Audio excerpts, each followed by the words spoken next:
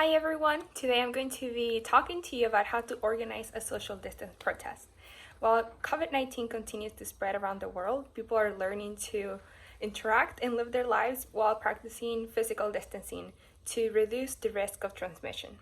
And a lot of people might say that the right thing for us to do activists is to just stay at home and not to go outside and protest. But that's arguably a very dangerous and incorrect position.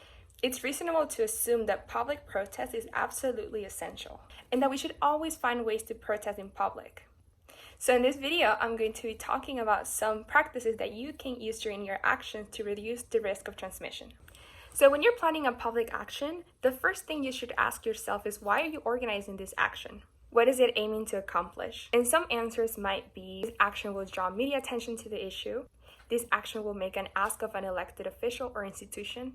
This action will normalize outrage over an injustice. This action will save someone's life or expose an injustice. And if you determine that there is a good reason to organize this action, then you should organize it. And you should execute it similarly to how you would do it before COVID-19. And I have a video where I explain how to organize a protest, and we also have a checklist that you can find at dxc.io/protest checklist. Now I just want to talk to you about some precautions that you can take during your action to minimize the risk. So the first thing is that you should ensure that everybody who's participating in the action understands safety measurements to reduce the risk of transmission. And you should have a briefing always before a protest, and you can include some of the precautions that you want people to take there, and also include in the event page description ahead of time so people understand. You should have people separated by at least 10 feet instead of 6, and that is to provide a buffer distance in case of any failures. Everyone should be wearing a mask at all times. Everybody attending the protest should shower and put clean clothes. Everybody should be washing their hands frequently, or if you're outside, then they should have hand sanitizer available.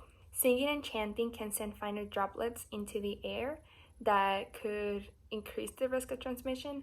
So it's better if you don't do that and you find other creative ways to spread your message, like drumming or maybe a silent march. You should be using different megaphones or disinfecting megaphones between uses.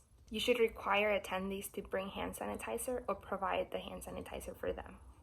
Another thing you can do is use tape or chalk to mark the areas where you want people to stand to ensure that there is enough space between them. You should help attendees understand the importance of strong biosecurity measures. So I hope this is helpful, and if you have any questions, you can email the SA Bay Area protest team at protest@dxc.io.